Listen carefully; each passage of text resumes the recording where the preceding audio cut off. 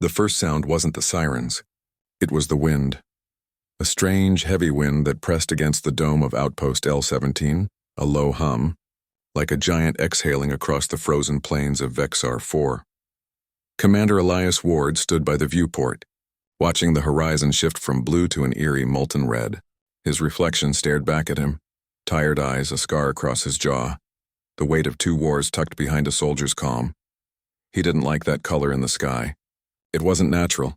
"Sir," came a voice behind him. It was Lieutenant Mara Solon, young but sharp, her voice steady though her hands trembled. "We've got movement."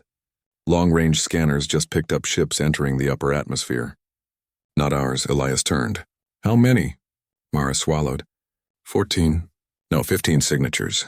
Formation tight, heavy tonnage. "They're not scouts." He felt it then.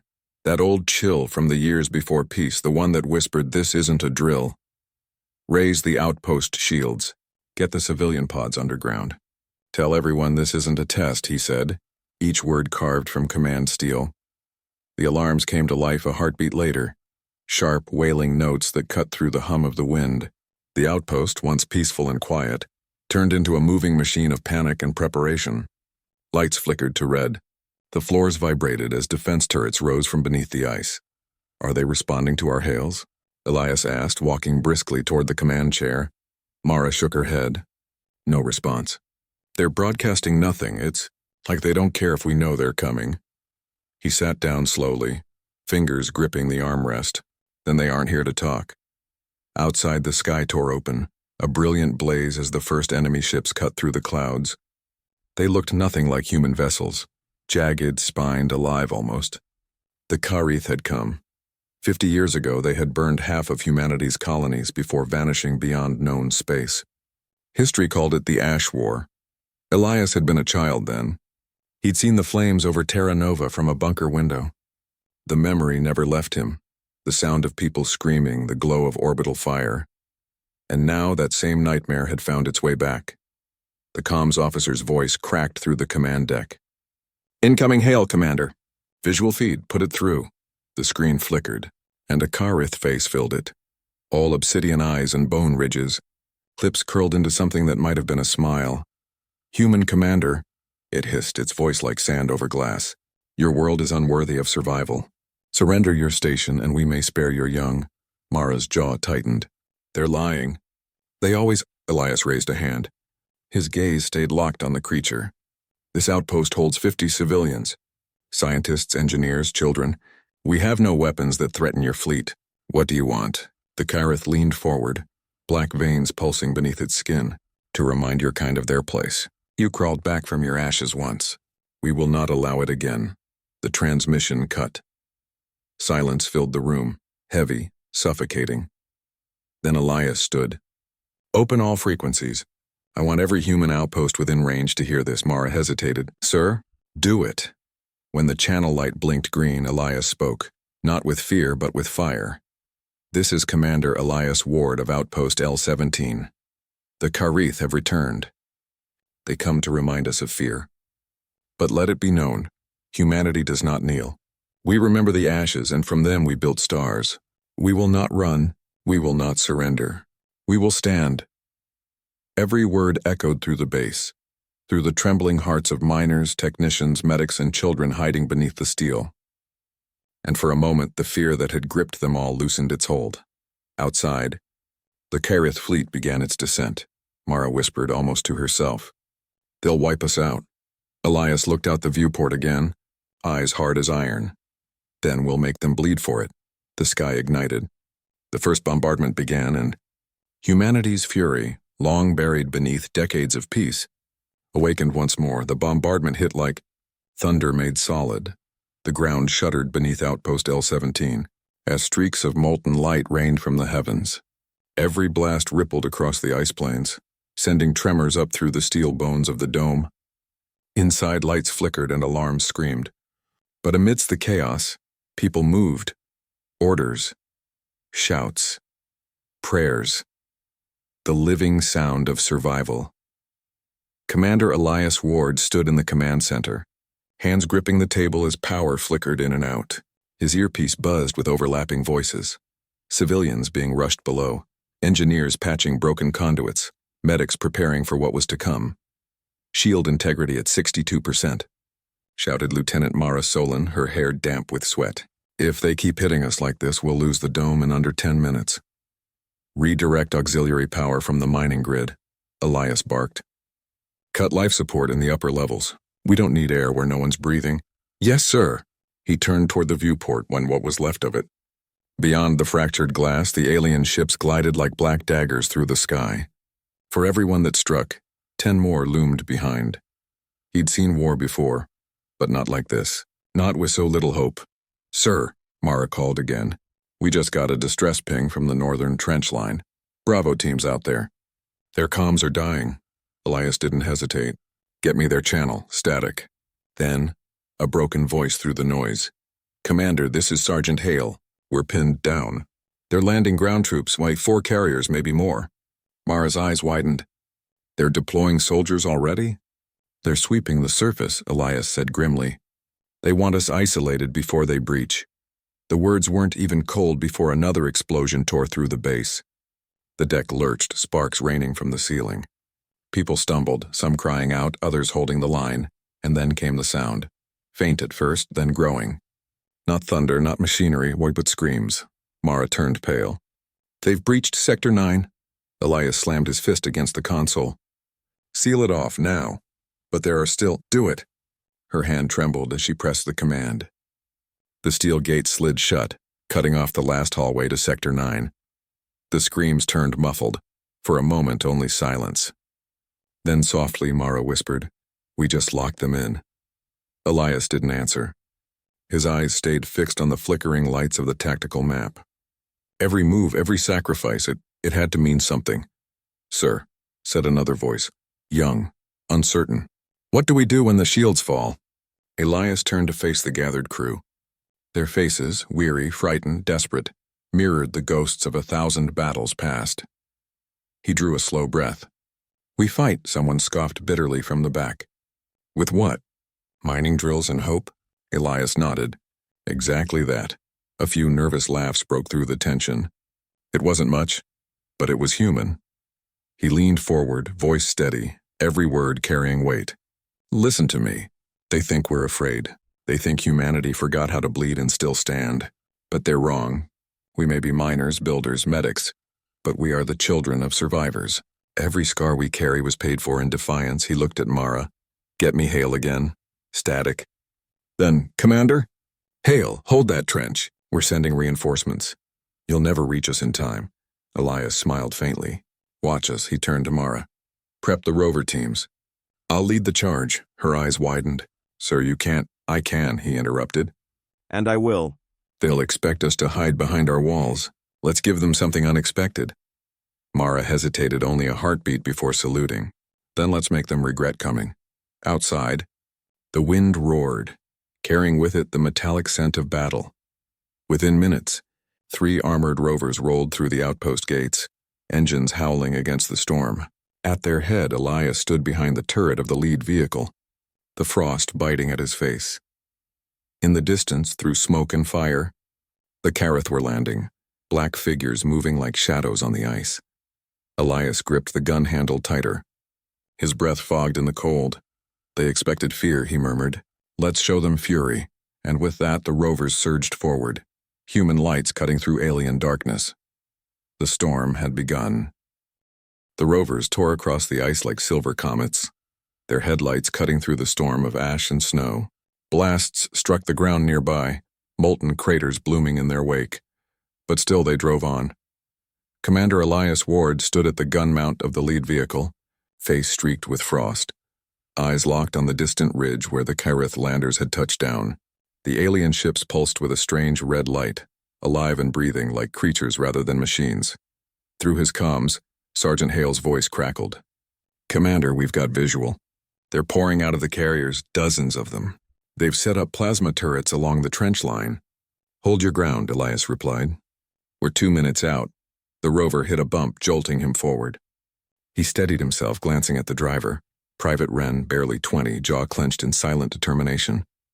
Her hands trembled on the wheel, but her eyes never wavered. You ever been in a war before, Wren? Elias shouted over the roar of the engine. "No, sir," she yelled back. "But my father used to say, you don't need to have fought to know what's worth fighting for." Elias smiled. "Your father was a wise man." A blast erupted to their left, throwing shards of ice into the air. The vehicle skidded, but Ren corrected instantly, eyes fierce. Elias opened fire, the turret spitting white heat as alien silhouettes fell in the distance. For every Karith that dropped, 2 more replaced it. They moved with a chilling grace, not rage, not chaos, but certainty. Predators who had done this countless times before. "Commander," Hale's voice broke through again. "They've breached the second trench." "We're falling back." "Negative," Elias snapped. "Hold your line. We're with you in 30 seconds. The rovers crested the final rise, and there it was. The battlefield. Human soldiers crouched behind makeshift barricades, plasma rifles glowing faintly in the smoke. Beyond them, the Karith advanced, tall, armored beings whose very presence seemed to bend the air. Their weapons pulsed with crimson light, every shot vaporizing ice and flesh alike. Elias felt something shift inside him, that old, buried memory of a boy watching his home burn. Ash War, Terra Nova. The screams, the fire, the silence that followed. Not again. He leapt from the rover before it stopped moving, landing hard, rifle raised. "Form up, drive them back." The rover swung into position, turrets roaring. Bolts of plasma streaked through the haze, lighting the night in flashes of blue and gold. The air filled with the crackle of energy and the shouts of soldiers who refused to die quietly. Hale met him behind a snowbank, his armor scorched. "Didn't think you'd actually come, Commander." "You hold the line, I keep my word," Elias said. "Status?" "Bad," Hale admitted. "We're outnumbered 5-1. They're pushing for the outpost." Elias looked over the ridge. "Then we stop them here." He signaled to Mara back at the base. "Lieutenant, what's our power grid status?" Her voice came, strained but alive. "Shields at 20%. Generators are overheating. If you're planning anything heroic, now's the time." "Copy that." Elias glanced at Hale. "We're lighting the sky." He grabbed a flare from his belt, red phosphorus. He fired it high, a streak of color cutting through the darkness. It wasn't just a signal. It was a declaration. Every human on that field saw it. Every frightened hand steadied. Every trembling heart found rhythm again. The Karith paused, confused. They didn't understand symbols. They didn't understand hope, but humans did. With a roar that seemed to shake the stars themselves, the defenders surged forward, miners wielding rifles, engineers carrying salvaged weapons, medics turning into warriors. They fought not for victory, but for meaning. Ren's rover rammed through a line of enemy troops, its side ablaze. She didn't stop. Hale's squad charged beside her. Voices hoarse but fearless. The battle was chaos and fire light, and screams blending into a single heartbeat. And in its center, Elias stood unmoving, firing until his rifle's barrel glowed red. When the last of the rovers exploded behind him, he didn't look back. He just kept walking forward through the fire, eyes fixed on the Karith commander now descending from his ship. For the first time, the alien looked uncertain. The human didn't bow. He burned. The storm raged without mercy. Ash and snow mingled in the wind, twisting through the broken trench lines like ghosts of the fallen. The ground was littered with burning wreckage, shattered rovers, broken turrets, and the still forms of the brave who refused to run. Commander Elias Ward stood at the center of it all, breath coming in white clouds, rifle hanging from his shoulder. His armor was blackened, his hands bloodied, not from fear but from defiance.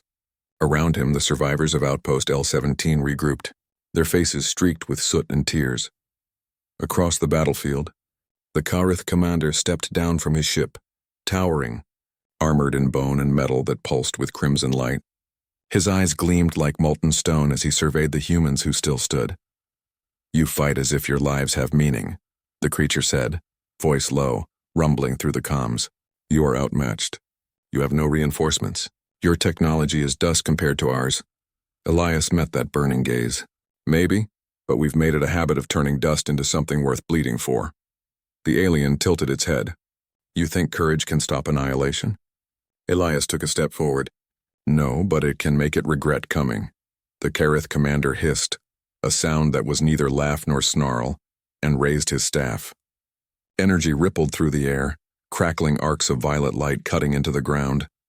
"Fall back," Elias shouted, dragging a wounded soldier behind a half-collapsed barricade. The next blast tore through where they'd stood seconds before. Over the comms, Lieutenant Mara Solin's voice broke through. "Commander! The Karith are targeting the outpost generators. If they breach the core, it'll trigger a meltdown." Elias ducked as another blast scorched the snow beside him. "How long do we have?" "Maybe 15 minutes before containment fails," Mara replied, breathless. "If that happens, I know," Elias cut in. "It'll take all of us with it." For a moment, the world went still, the eerie quiet before every impossible choice. He closed his eyes, letting the icy air bite into his lungs. There's always a way, he thought. There had to be. Humanity didn't come this far by surrendering to inevitability. He tapped his comm. "Mara, reroute the emergency grid to the forward trench. When I give the signal, overload it." "Sir, that'll fry everything in a 100-meter radius." "Exactly," Mara hesitated. "You'll be in the blast zone." "I know." He turned to his soldiers. Those still standing, those still breathing. "Listen up. We're not fighting to win. We're fighting to make every second count. When I light the signal, you fall back to the tunnels. Don't argue," Hale gritted his teeth. "Commander, that's an order, Sergeant." The Karith commander was advancing now, his troops fanning out behind him like a tide of shadows. Their weapons glowed brighter with every step. Elias checked the charge on his rifle. 1 clip left. He smiled faintly. "Guess that'll do." He stepped out from cover straight into the open snow. The alien paused.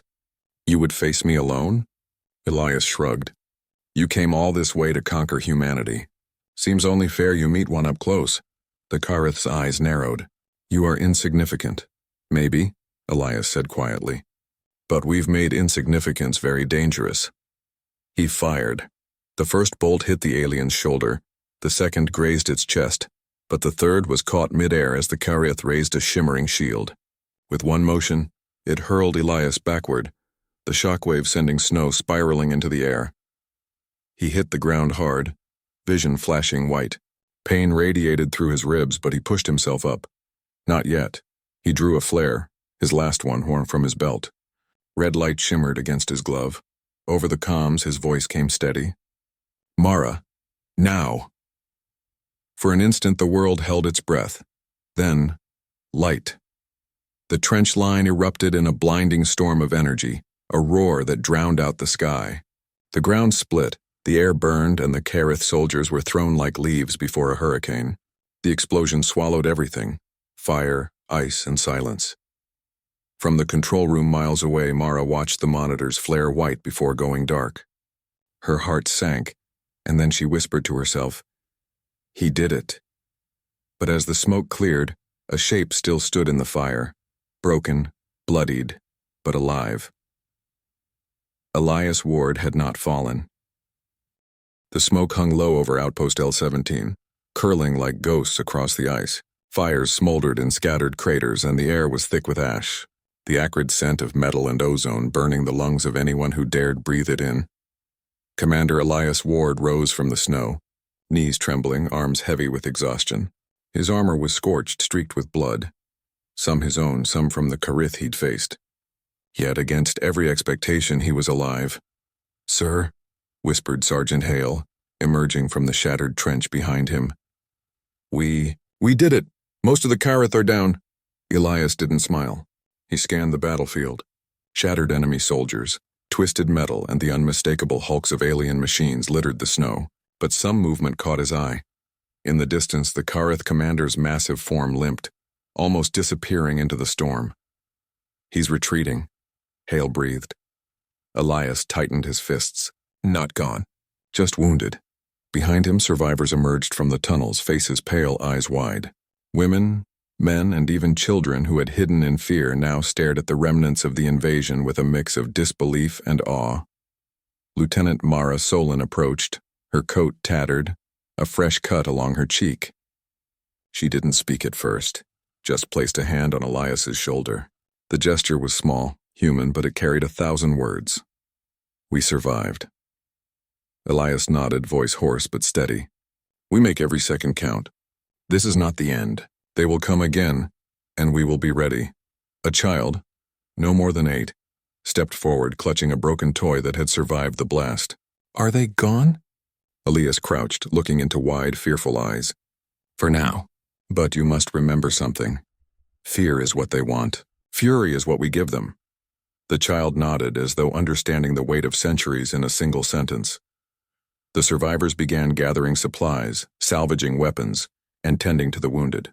The outpost, though battered, was still functional. And within the chaos, a single truth shone clearly. Humanity's spirit had not only survived, it had burned brighter than ever. Mara approached the command center, scanning the remaining systems. Generators are damaged but not destroyed. We can get life support back online. And if we patch the communications grid, we can alert neighboring colonies. Elias placed a hand on her shoulder. Do it. Humanity must know what we've faced. And more importantly, they must know what we're willing to do to survive. Hale stepped forward, holding a data pad retrieved from one of the Karith soldiers. Its interface was alien, jagged, but something in Elias's gut told him it was valuable. Sir, this could have information about their next target. Elias's eyes narrowed. Then we'll use it. We won't wait for them to come to us again. We'll make sure humanity fights first and fights smarter.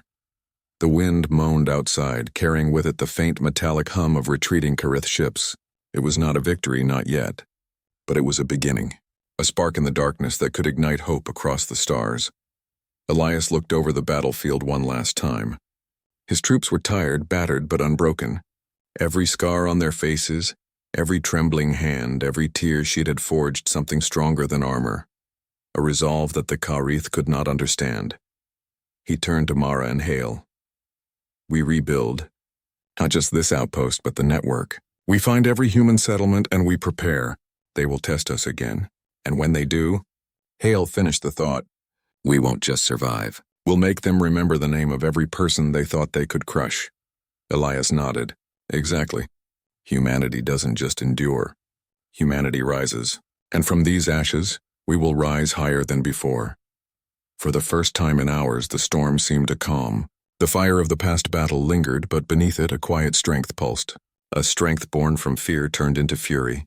Despair transformed into determination. The survivors gathered around the command center, listening as Elias outlined their next steps.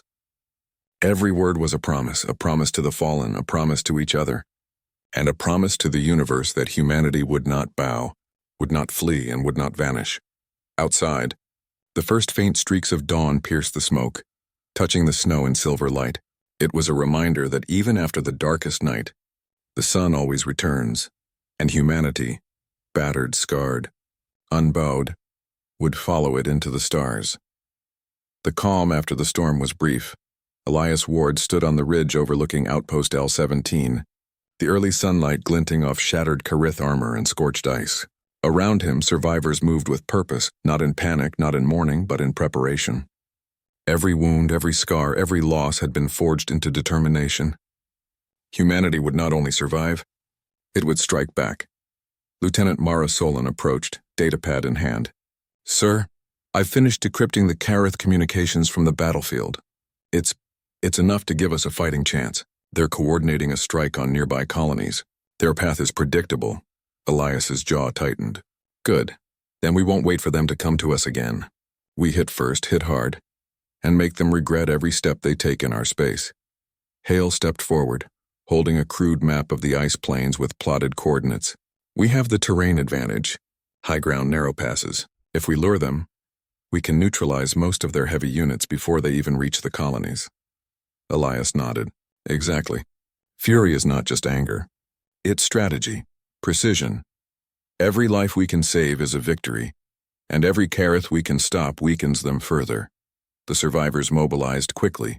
Miners, engineers, medics, and all took up arms, converted machinery into weapons, and reinforced defensive positions. They were not soldiers in the traditional sense, but every human carried something stronger than training: the memory of survival, the weight of defiance, and the fire of rage against an enemy that thought them weak. By nightfall, the first ambushes were set. Turrets rigged from mining lasers, plasma traps buried beneath the ice, and hidden snipers ready to strike. Every human present knew the risk, and yet no one faltered. Elias walked through the lines, placing hands on shoulders, nodding to each fighter. Remember it, they expected fear. Let them find fury instead. Every shot counts, every life matters, and every step we take pushes them back 1 inch at a time. Mara approached again, this time with news that made Elias pause. Sir, the Karith commander survived the blast. Sensors show him rallying the remnants of his forces. He's not just retreating, he's reorganizing. They'll return stronger, expecting us to cower. Elias's eyes burned. Then we'll show them the strength they never understood. Humanity doesn't cower. Humanity plans, adapts, and fights. And when they think they've learned our limits, we'll prove we have none. Hale finished. The night was tense. Every shadow a potential threat. Every wind gust a reminder of their fragile existence. Yet in that tension, something else thrived: hope. A quiet, simmering hope that humanity could do more than survive. That humanity could turn the hunter into the hunted. As the first alien scouts approached under the cover of darkness, the ambushes triggered. Mines exploded in bursts of fire and ice. Turrets unleashed deadly beams of energy, and the Karith were forced to adapt to a battlefield that humans had shaped. Every trap, every strike was a message. We remember our past and we will not repeat it. Elias watched from the ridge, rifle at the ready, as humanity executed its first real counterattack. He felt the weight of every life lost in the previous battle. The echoes of fear transformed into action. Mara's voice came over the comms, calm but urgent. Sir, casualties are minimal so far. The Karith are disoriented. They didn't expect resistance and they're paying for it. Elias allowed himself a grim smile. Good, keep pushing. Don't give them an inch. Every second we hold them off buys the colonies more time. Every step we force them back is proof that we are not prey. The Karith commander, visible through the smoke and fire, roared in fury. His soldiers faltered under the human assault. The embers of vengeance had taken hold, and with them, humanity was no longer running. From the frozen battlefield, a single truth became clear. The universe had underestimated human resilience. It had expected fear. It had found something far more dangerous: fury that refused to die. Elias glanced at Mara and Hale. Tomorrow we push further. We take the fight to them. Humanity is no longer waiting to survive. Humanity is taking control. The stars above shone cold and indifferent, but below them humanity's fire burned hotter than ever. The battle was far from over, but for the first time the Karith had tasted what it meant to face a species unwilling to kneel. And humanity would not stop until the scales had tipped. The first light of dawn cut through the smoke like a blade. The battlefield stretched wide beneath the ridge. Frozen plains scarred by fire and ash. Remnants of alien and human machines twisted together in a grotesque testament to survival. Commander Elias Ward stood at the forefront, rifle in hand, shoulders squared. Around him, every survivor of Outpost L-17 gathered, their eyes hard with determination, their faces etched with fatigue and purpose. They were not soldiers in the traditional sense, but in every heartbeat, every breath, they carried the strength of humanity itself. From the horizon, a shadow emerged, the Karith commander towering, armored in black and red, the remnants of his forces staggering behind him. His eyes glowed with fury, every step sending tremors through the frozen ground. You persist, he hissed, voice like stone grinding on metal. You are defiance made flesh, but defiance will not save you. Elias's voice rang out across the wind, calm and resolute. Defiance is only the beginning. You will see what humanity is made of. The first shot rang out, a signal for the humans to advance. They surged forward, a tide of fire and fury, every stride fueled by memory, pain, and the will to survive. Elias led the charge, cutting across the frozen plains, his rifle blazing. Mara and Hale followed, directing the survivors, coordinating traps and exploiting every weakness in the alien formation. The Karith commander roared, raising his staff. Energy arcs danced along its edges, slashing through the air toward Elias. But Elias dove, rolling across the ice, firing as he went. Each human strike, each trap, each volley of fire sent the Karith soldiers stumbling back, unprepared for the coordinated fury of those who had been hunted once, and had learned to hunt in return. Elias drew closer to the commander, rifle now empty. He tossed it aside, drawing a combat knife from his belt. Up close, the alien size was staggering. Yet Elias saw the pulsing joints, the faint flaws in the armor, proof that nothing is indestructible. The commander swung, energy rippling like lightning, but Elias dodged, rolling. Striking at a vulnerable joint, sparks flew and the Kareth hissed in surprise. "Your arrogance will be your downfall," the alien growled. "Your arrogance is what brought you here." Elias shot back. "You expected fear. You got fury." With a roar, he lunged, knives and fists striking in precise, relentless strikes.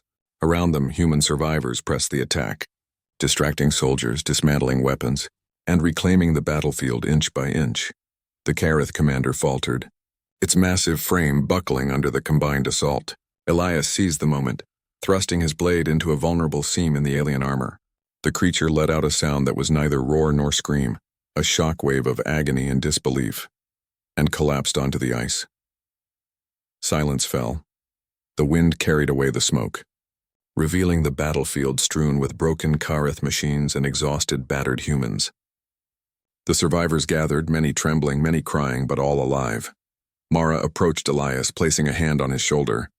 "You did it. We did it." Elias looked over the battlefield, eyes scanning every survivor, every scar, every sign of life reclaimed. "We didn't just survive," he said softly. "We fought, we stood. We reminded the universe what it means to face humanity." Hale stepped forward, holding the Kareth datapad. "Sir, their communications. It's chaos. They're retreating from every human-occupied system. They underestimated us. Completely." Elias nodded, feeling the weight of history settle over him. "Let them remember this day. Let them remember that humanity does not kneel. Humanity does not break. And humanity, when pushed to the edge, becomes a storm they cannot control." The survivors cheered, voices carrying across the ice plains. For the first time in months, the sky seemed to respond. The clouds parted, and sunlight touched the battlefield, glinting off ice, fire, and the human spirit alike. In that moment, Elias knew something fundamental had shifted. Humanity had faced annihilation, stared into the abyss, and refused to bow. They had turned fear into fury, despair into determination, and survival into triumph. The Kareth would return, someday, some way. But when they did, they would face not trembling civilians, not meek soldiers. They would face humanity unbound, a force forged from ash, loss, and unbreakable will, and the universe would learn a truth it had long ignored. They expected fear. They got fury. The wind whispered across the plains, carrying the echoes of courage and defiance, as Elias Ward and his people stood victorious, not as victims, but as a reminder that humanity, no matter how cornered, always rises.